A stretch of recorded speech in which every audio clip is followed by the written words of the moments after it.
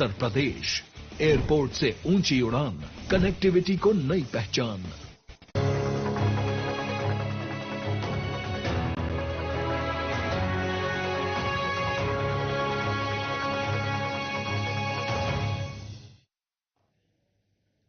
नमस्कार, मध्य प्रदेश छत्तीसगढ़ बुलेटिन में आपका बहुत स्वागत है। आपके साथ में हूं दिव्या। रुक करते हैं इस वक्त की हेडलाइंस पर। झाबुआ पहुंचे बीजेपी प्रदेश अध्यक्ष विष्णुदत्त शर्मा। पीएम मोदी के आगमन को लेकर ली जानकारी। कार्यक्रम को लेकर अधिकारियों को दिए निर्देश।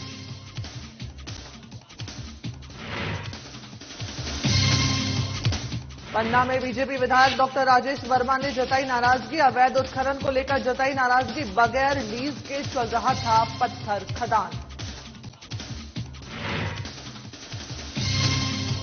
वहीं सैदवा में चित्र महोत्सव कला का किया गया आयोजन। कला की कहानी रंगों की जुबानी कार्यक्रम का नाम। एचडीएफसी बैंक के मैनेजर ने कार्यक्रम का किया शुभारंभ। कटनी में कॉम्बिंग गश्त के दौरान 12 वारंटियों को पुलिस ने पकड़ा। शराब पीकर वाहन चलाते हुए चालक गिरफ्तार। 17 वाहनों के खिलाफ की गई चालानी कार्रवाई।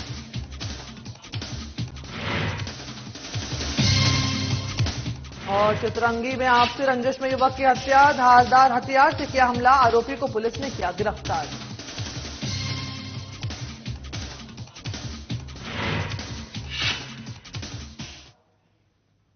अब बढ़ते हैं खबरों की ओर, जहां प्रधानमंत्री नरेंद्र मोदी 11 फरवरी को झाबुआ दौरे पर रहेंगे, जिसको लेकर भारतीय जनता पार्टी के प्रदेश अध्यक्ष विष्णुदत्त शर्मा ने झाबुआ जिले का दौरा किया। वीडी शर्मा ने प्रधानमंत्री नरेंद्र मोदी के जनजातीय सम्मेलन में आगमन को लेकर सभा स्थल का निरीक्षण किया।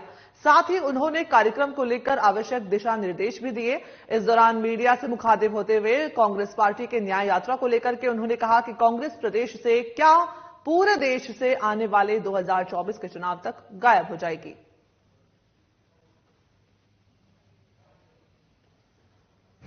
खासतौर पर झाबुआ लोकसभा को ही कंसंट्रेट करके और आसपास की हमारी कुछ जैसे धार लोकसभा के भी कुछ क्षेत्र कलेक्ट होते हैं, तो जनजातीय क्षेत्र की एक बड़ी और प्रभावी रैली होगी।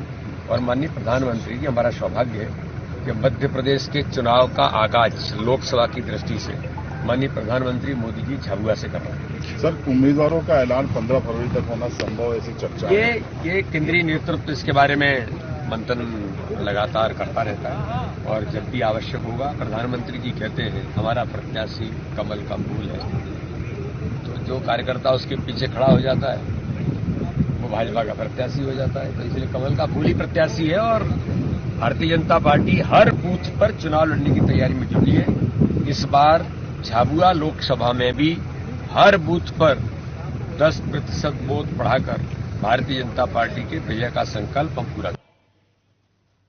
और वहीं मध्य प्रदेश में लोकसभा चुनावों से पहले बीजेपी की नजर आदिवासी बाहुल्य सीटों पर है। आदिवासी सीटों पर बढ़त के लिए प्रधानमंत्री नरेंद्र मोदी अब 11 फरवरी को झाबुआ में विशाल जनसभा को संबोधित करेंगे और लोकसभा चुनावों का शंखनाद करेंगे।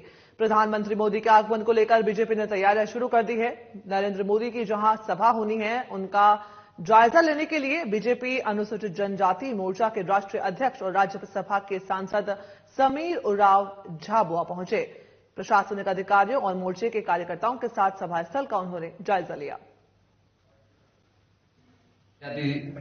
समुदाय का आज नहीं युगों युगों से रहा है और जब जब जनजाति समाज, चाहे वो रणभूमि हो, राजनीति हो या पर्ण नीति हो, जब जब जनजाति समाज जहां आगे आया है वहां सफलता प्राप्त की है। इसी मापदंड को लेकर हमारे माननीय यशस्वी प्रधानमंत्री ने इस देश में जनजाति को आगे बढ़ाने का काम किया।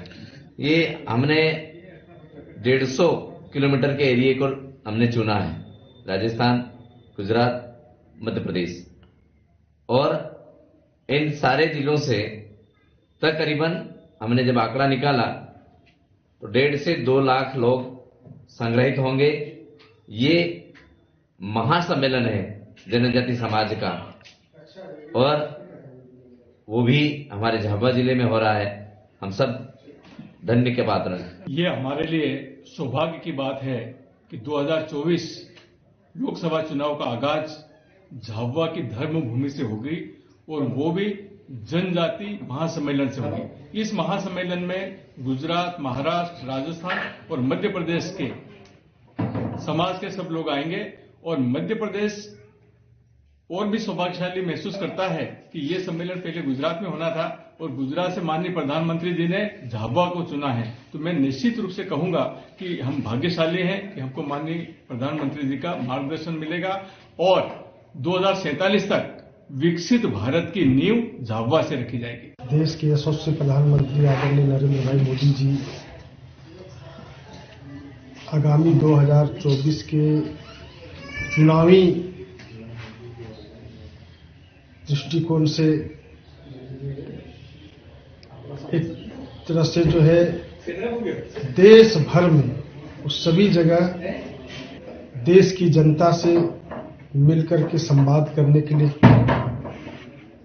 निकल रहे हैं, जिसमें यह झाबुआ के पावन पवित्र धरती को उन्होंने चुना कि यहां से हम प्रारंभ करेंगे और आगामी 11 फरवरी को यहां आएंगे और इस क्षेत्र में जो है हमारे जनजाति भाई बंधु हैं, उनसे मिलकर के संवाद करने के लिए आने वाले हैं। महासम्मेलन में जो झाबुआ में हो रहा है उसमें गुजरात के हमारे 20,000 से ज्यादा लोग आएंगे और हमारे गुजरात में 15 डिस्ट्रिक्ट है, 15 डिस्ट्रिक्ट में से 20,000 से कम आएंगे ही। और गुजरात में जो विकास हो रहा है गुजरात के लोग देख रहे हैं और दुनिया के लोग देख रहे हैं। ये जो गुजरात का मॉडल है वो देश में ले गया है हमारा प्रधानमंत्री जी, वही आज दुनिया देख रही है। वहीं पन्ना जिले में रेत और पत्थरों का अवैध उत्खनन चल रहा है। यहां पानी के बहाव को रोककर कई जगह अवैध उत्खनन किया जा रहा है। इसी तरह कलदा क्षेत्र में भी बगैर लीज के पत्थर खदान चलाई जा रही है। कलदा पछाड़ के जंगलों की सौंदर्यता को नष्ट करके अवैध पत्थर खदानें चलाई जा रही हैं। वहीं खनिज राजस्व वन विभाग ने अभी तक कोई कार्रवाई इस पर नहीं की है। अब देखने वाली बात यह है कि विभागों के द्वारा कब तक कार्रवाई की जाती है। 10 से 15 दिन पहले हम चित्रकूट से पन्ना आ रहे थे। अजयगढ़ की घाटी में 2 से 3 ट्रक ऐसे चल रहे थे, जिसमें एक ट्रक की तो स्थिति ये थी कि वो बिल्कुल ओवरलोड था। और सोशल मीडिया पे मैंने पोस्ट भी डाली, माननीय कलेक्टर महोदय से भी हमने वीडियो डाल के शिकायत भी की, लेकिन आज तक वो ट्रक पता ही नहीं चला, ना वो ट्रक पकड़ा गया है। और अवैध उत्खनन पन्ना जिले के अंदर रुकना चाहिए। सरकार अच्छा काम भारतीय जनता पार्टी की कर रही है, लेकिन पन्ना जिले में ऐसा लगता है कि प्रशासन हमारा शायद कार्रवाई नहीं कर रहा है। तो बात करेंगे, माननीय मुख्यमंत्री जी से भी आग्रह करेंगे। अभी खबरों में आगे बढ़ते हैं, जहां रोटरी क्लब ऑफ सिंधवा की तरफ से रविवार को शहर के निजी और शासकीय विद्यालयों में सामूहिक चित्र महोत्सव कला की कहानी रंगों की जुबानी का आयोजन हुआ, जिसका शुभारंभ कार्यक्रम प्रायोजक HDFC बैंक के मैनेजर संतोष अग्रवाल ने द्वीप प्रज्वलित करके किया। शहर में पहली बार हुए इस प्रकार के सामूहिक आयोजन में 300 से ज्यादा विद्यार्थियों ने भाग लिया और रामायण प्रसंग, अतुल्य भारत, देशभक्ति जैसे विषयों पर बहुत ही सुंदर चित्र बनाकर अपनी प्रतिभा का प्रदर्शन किया। बच्चों का चित्र कला के प्रति रुझान और लगन काबिले तारीफ रहा। से छात्रों में अपार उत्साह देखने के लिए मिला। नगर में इस तरह का आयोजन पहली बार हुआ है, जिसमें 300 छात्र छात्राओं ने भाग लिया, जिनका संबंध नगर के विभिन्न विद्यालयों से था। 5वीं से 8वीं तक के छात्र इसमें सम्मिलित हुए। हम ये मानते हैं कि जो सुंदर चित्र उकेर सकता है वो मोतियों की तरह सुंदर अक्षर भी लिख सकता है। सुंदर अक्षरों का जीवन में अपना महत्व है। इस आयोजन में HDFC बैंक का सबसे अधिक सहयोग हमें प्राप्त हुआ। इसके अतिरिक्त भी सह सहयोग के अंतर्गत हम गुप्ता बुक स्टोर और सरस्वती स्टेशनरी को सम्मिलित करते हैं।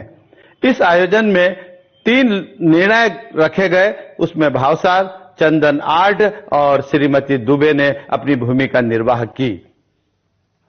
वहीं सीहोर में जिला दवा विक्रेता संघ ने केमिस्ट साथियों का मिलन समारोह आयोजित किया, जिसमें मुख्य अतिथि के रूप में सीहोर विधायक सुदेश राय और नगर पालिका के अध्यक्ष प्रिंस राठौड़ शामिल हुए। मंच का संचालन गुरिस पाठक ने किया। वहीं जिला दवा विक्रेता संघ अध्यक्ष उमेश शर्मा ने द्वीप प्रज्वलित करके कार्यक्रम का शुभारंभ किया। वहीं विधायक और नगर पालिका के अध्यक्ष ने पुष्पमाला पहनाकर स्वागत किया। इस दौरान साधना प्लस न्यूज के संवाददाता से बातचीत करते हुए दवा विक्रेता संघ के महासचिव राजीव सिंघल ने आयोजन पर चर्चा की और संगठन की समस्याएं, उन पर जो कार्य किए जा रहे हैं उन्हें दूर करने के लिए उसको लेकर के भी चर्चा की। उन्होंने बताया कि आयोजन का मुख्य उद्देश्य केमिस्ट साथियों के सामने आने वाले समस्याओं के निवारण करना है। हमारे कार्यकारिणी के कार्यशैली के अनुसार जो एक मिलन समारोह का रूप दिया गया है, हमने क्या पूरे सीहोर जिले के केमिस्ट साथी को पूरा एक मिलन समारोह के रूप में हमने आयोजित किया था। इसमें हमारे एमपीसीटी का अध्यक्ष, R&D एसोसिएशन के सचिव सेक्रेटरी राजीव सिंघल जी, एमपीसीटी का अध्यक्ष और भी दूसरे जिले के सारे अध्यक्ष सेक्रेटरी भी आयोजन किया गया। इसमें क्या है कि सभी केमिस्ट साथियों की समस्याएं, किसकी क्या समस्याएं उनको सॉल्व करने का प्रयास किया जाएगा। सभी ने अपनी अपनी समस्याएं बताई कि आगे क्या करना है। जैसे कि ऑनलाइन दवाइयों का बहुत वो चल रहा है, जिसमें नकली दवाइयां आती है, इससे बहुत सारी शिकायतें मिली कि जहाँ नकली दवाइयों का भी कुछ आई गई। इसी को मिलन समारोह के रूप में आयोजन किया गया और उसमें चर्चाएं की। ये कार्यशाला कार्यक्रम रखा गया था ताकि हम हमारे सीहोर के लोगों को जो नई नई चीजें हैं या जो हमारे ट्रेड की विसंगतियां हैं उसके बारे में हम और अन्य पदाधिकारी हम लोग आकर या उनसे चर्चा कर सके, उनको बता सके और उनको आने वाली चुनौतियों के लिए हम आगे के लिए तैयार कर सके, ताकि वो लोग अपना व्यवसाय को कैसे उत्तरोत्तर वृद्धि करें। उसके लिए एक शैक्षणिक कार्यशाला थी और इस प्रकार के आयोजन हम प्रदेश में और देश में हर जगह करते रहते हैं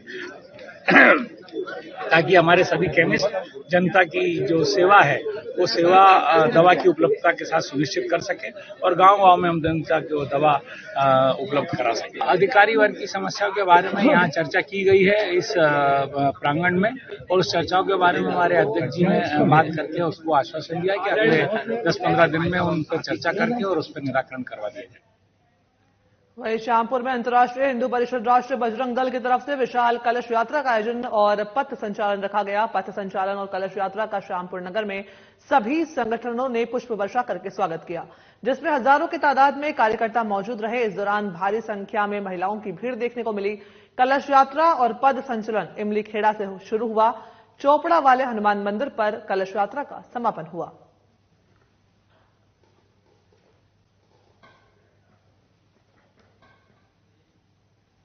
अगली खबर कटनी से, जहां पुलिस अधीक्षक अभिजीत कुमार रंजन की तरफ से जिला स्तर पर कॉम्बिंग गश्त का आयोजन हुआ, जिसमें गश्त के दौरान कार्रवाई करने के लिए सभी थानों को आदेशित किया गया था, जिसके पालन में थाना कुठला पुलिस की ओर से एक ही रात में गश्त के दौरान कुल 12 वारंटियों को पकड़ने में सफलता प्राप्त हुई। साथ ही एक ऐसे युवक को पकड़ा जो शराब पीकर वाहन चला रहा था। गश्त के दौरान कुठला पुलिस ने आबकारी एक्ट के तहत 3 प्रकरणों में आरोपियों के खिलाफ कार्रवाई के साथ ही 17 वाहनों के खिलाफ चालानी कार्रवाई भी की है। बता दें कि संपूर्ण कार्रवाई थाना प्रभारी कुठला अभिषेक चौबे के नेतृत्व में की गई, जिसमें बस स्टैंड चौकी प्रभारी उप निरीक्षक अंकित मिश्रा, सौनी दीपेंद्र शर्मा और चौकी के स्टाफ समेत थाना स्टाफ की सराहनीय भूमिका रही।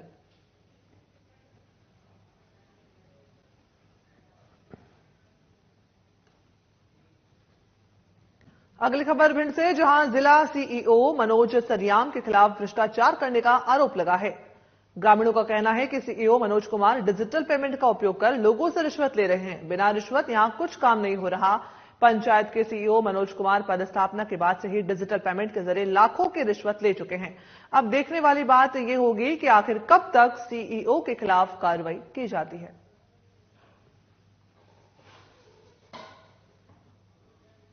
आपने जो तथ्य दिखाए हैं और मैंने देखा भी है, तो मैं इस विषय को लेकर कलेक्टर साहब से भी बात करूंगी और अन्य अपने ऊपर भी बात करूंगी। मैं क्या आप शासन को भी पत्र लिखेंगे?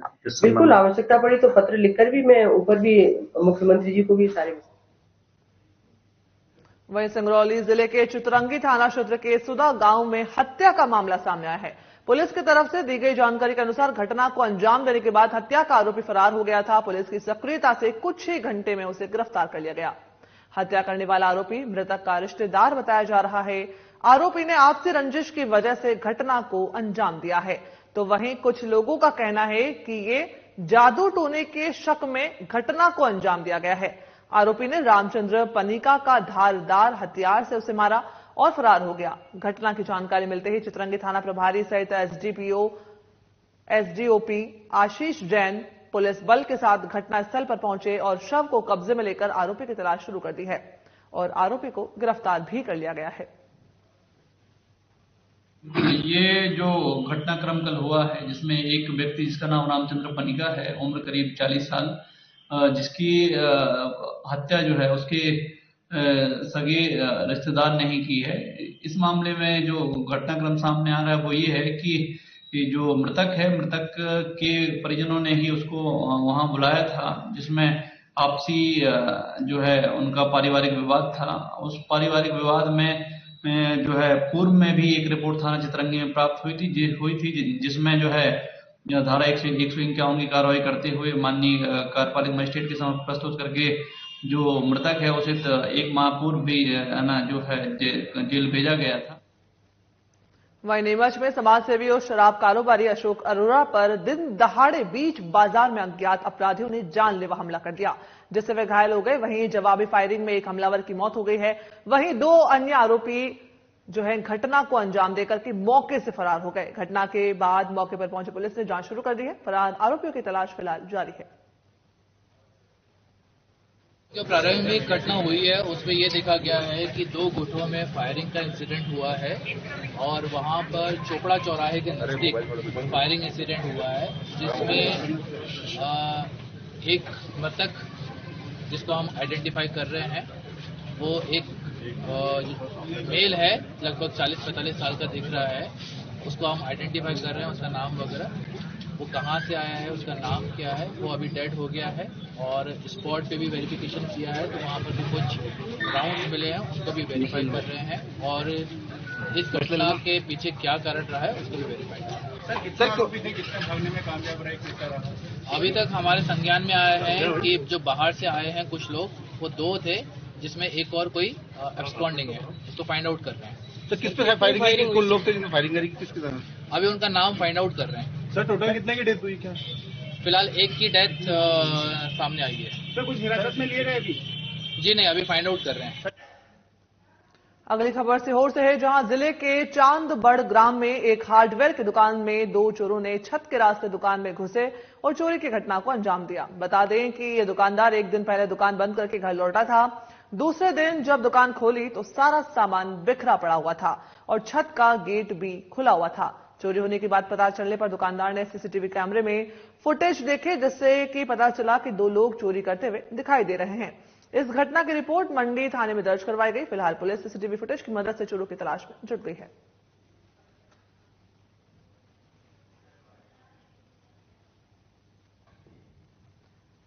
अगली खबर उज्जैन से है, जहां बीते कुछ दिन पहले हुई घटना का पुलिस ने खुलासा किया है, जिसमें पत्नी ही पूरी घटना की मास्टरमाइंड निकली। आपको बता दें कि 2 फरवरी की रात को नागदा बिरला ग्राम पुलिस ने नागदा जावरा हाईवे मार्ग से एक युवक का शव बरामद किया था। पोस्टमार्टम रिपोर्ट के बाद पुलिस ने हत्या का मामला दर्ज करते हुए जांच पड़ताल शुरू की। इस दौरान कॉल डिटेल जब खंगाली गई और अन्य सबूत जब देखे गए तो उसके आधार पर पुलिस ने मामला सुलझा लिया। वहीं एडिशनल एसपी नीतीश भार्गव ने हत्याकांड का खुलासा करते हुए बताया कि मृतक की पत्नी ने अपने प्रेमी के साथ मिलकर हत्या की इस पूरी घटना को अंजाम दिया है।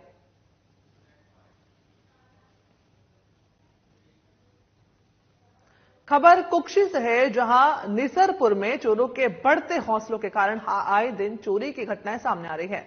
इसी कड़ी में बीते कल निसरपुर के अस्पताल परिसर और स्टाफ कैंपस में चोरों ने 3 घरों को अपना निशाना बनाया और लाखों रुपए के जेवरों पर हाथ साफ करके फरार हो गए। लगातार हो रही चोरी की घटना से पुलिस प्रशासन पर कई सवाल खड़े हो रहे हैं। वहीं स्वास्थ्य विभाग में कार्यरत स्टाफ कर्मचारियों की जानमाल की सुरक्षा को लेकर भी कई सवाल खड़े हो रहे हैं। एफआईआर दर्ज इसलिए करवाने आए क्योंकि मेरे यहाँ चोरी हुई है और हमें है ना हर सैटरडे संडे बड़वानी जाती हूँ, मेरे हस्बैंड वहाँ रहते हैं और फिर मेरे पास फोन गया कि तुम्हारे यहाँ ताला टूटा है और अंदर पूरा अस्त व्यस्त पड़ा है। हम वहाँ से आकर देखे तो पूरा सामान मतलब वो था, अलमारी पूरी खुली थी और पूरा लॉकर टूटा था और सामान पूरा गायब था मेरा, गोल्ड का और चांदी का भी। और हमारे घर के आगे पूरा मतलब सर अंधेरा भी रहता है, लाइट भी नहीं है वहाँ पर। और आप किस विभाग में काम करती हैं? मैं स्टाफ नर्स हूँ सर, नर्सिंग ऑफिसर हूँ जी। CSC निसरपुर। हाँ। तो आपके कैंपस में जहाँ पर आपका रहना है आप और अन्य परिवार भी रहते हैं, वहाँ क्या क्या व्यवस्था है? सुरक्षा गार्ड की व्यवस्था है आपके अस्पताल में? नहीं है सर, सुरक्षा गार्ड की व्यवस्था तो नहीं है, और जो है वो केवल हॉस्पिटल के लिए है सर, उधर कैंपस के तो नहीं है, और उधर लाइट भी नहीं है सर।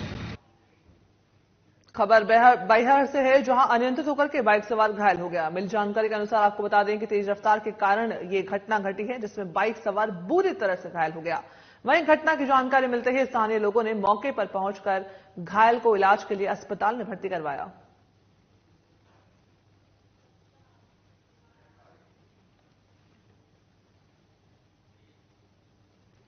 खबर कटनी से है, जहां कुठला थाना क्षेत्र के घगरी कला में सरकारी जमीन पर बंजारों ने कब्जा कर लिया, जिसे आज तहसीलदार और पुलिस प्रशासन ने खाली करवाया है। जानकारी के मुताबिक सरपंच की शिकायत पर यह कार्रवाई की गई है। इस दौरान भारी संख्या में पुलिस प्रशासन मौजूद रहा।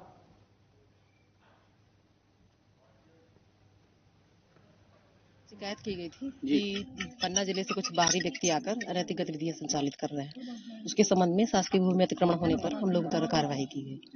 ये क्या क्या हटाया गया यहाँ पर इनके द्वारा ये कुछ फसल बोकर और ये झोपड़ी वगैरह बनाकर कब्जा किया। खबर भिंड से है, जहां ट्रॉमा सेंटर में ड्यूटी के दौरान डॉक्टरों के साथ मरीज के परिवारजनों ने हाथापाई करने का प्रयास किया। ड्यूटी पर तैनात डॉक्टरों के साथ परिजनों ने धक्का मुक्की भी की। मिली जानकारी के अनुसार आपको बता दें कि सड़क दुर्घटना में घायल एक 5 वर्षीय बच्ची को उसके परिजन इलाज के लिए जिला अस्पताल के ट्रॉमा सेंटर लेकर आए थे। ट्रॉमा सेंटर में ड्यूटी में मौजूद डॉक्टरों ने घायल बच्ची को इलाज के बाद मृत बताया। इस बात पर परिजन भड़क गए और अस्पताल में हंगामा कर दिया, जिसकी वीडियो सीसीटीवी कैमरे में कैद हो गई है। फिलहाल पुलिस इस पूरे मामले की जांच कर रही है।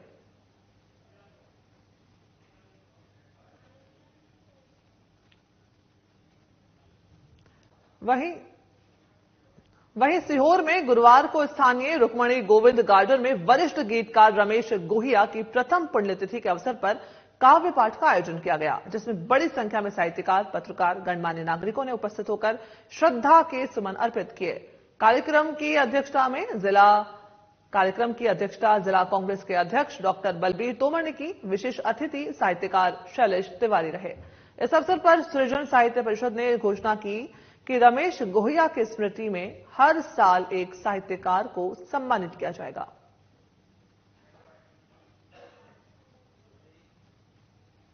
खबर झाबुआ से है, जहां जिले के काकनवानी थाना के अंतर्गत एक लड़की झाड़ फूंक करने वाले तांत्रिक के जाल में फंस गई। तांत्रिक ने झाड़ फूंक के बहाने उसके साथ बदसलूकी करने की कोशिश की है।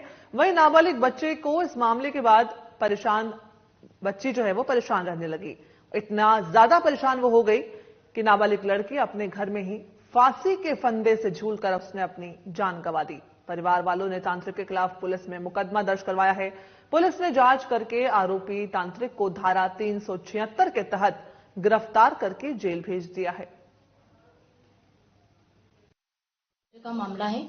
घटना दिनांक 31/1/24 को नाबालिग बालिका द्वारा अपने घर में फांसी लगाकर आत्महत्या की थी। रिपोर्ट पर से मर्ग कायम किया गया। दौराने जांच उसके माता पिता एवं बड़ी मां के कथनों के अनुसार अनिल कतीजा के पास बालिका को अंधविश्वास के चलते झाड़ फूंक कराने ले जाते थे।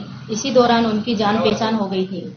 अनिल ने बालिका के साथ उसकी मर्जी के विरुद्ध कई बार दुष्कर्म किया गया, जिससे पीड़िता काफी दुखी थी और समाज में बदनामी के डर से और आरोपी के दबाव में आकर आत्महत्या की है। आरोपी के विरुद्ध गंभीर अपराध धारा 376 पास्को एक्ट का पंजीबद्ध किया गया। आरोपी सुनील पिता चैन सिंह कतीजा निवासी चिकलिया को गिरफ्तार किया। वहीं सागर के मकरोनिया में सीएमओ की तरफ से अवैध कब्जा करने का एक मामला सामने आया, जहां मकरोनिया की दीनदयाल नगर के वार्ड क्रमांक 3 के रहवासियों ने सीएमओ की ओर से अवैध कब्जे को हटाने की मांग की है। बता दें कि दीनदयाल नगर में नगर पालिका की तरफ से पानी की टंकी और बच्चों के लिए खेलने के लिए पार्क बनाया गया था, जिसमें मकरोनिया की नगर पालिका सीएमओ रीता केलासिया और उनके पति ने पानी की टंकी की जगह खुद का मकान बनाकर उस पर कब्जा कर लिया। वहीं शासकीय जमीन पर चारों तरफ से जालियों से बंद करके गेट लगा दिया गया, जिसको लेकर के क्षेत्रवासियों ने अवैध कब्जे को हटाने की मांग विधायक प्रदीप लारिया से की है। साथ ही रहवासियों का इस पर कहना है कि अगर सीएमओ की तरफ से अवैध कब्जा नहीं हटाया गया तो इस मामले की शिकायत सागर कलेक्टर दीपक आर्य को कर दी जाएगी। ताला लगा दिया है, हम लोग को आने जाने में असुविधा होती है, उसका भी ध्यान नहीं रखा, कवर्ड कर लिया, फूल नहीं तोड़ पाते हैं। तो संबंध में शिकायत नहीं कलेक्टर? नहीं, शिकायत नहीं करी, हम लोग देख रहे थे, लेकिन आज कवर करने आए तो हम लोग सब इकट्ठे हुए। यहाँ MIG 2 126 में मेरा रेसिडेंस है और यहाँ पर इसके सामने जो ये पार्क है देवकृपा पार्क, यहाँ पर जो ये रीना कलासिया सीएमओ है नगर पालिका मकरोनिया की, ये यहाँ पर अवैध रूप से कब्जा कर रही है। यहाँ पर पार्क में बच्चे खेलते हैं। मध्य प्रदेश छत्तीसगढ़ बुलेटिन में फिलहाल इतना ही। मुझे दीजिए इजाजत। नमस्कार।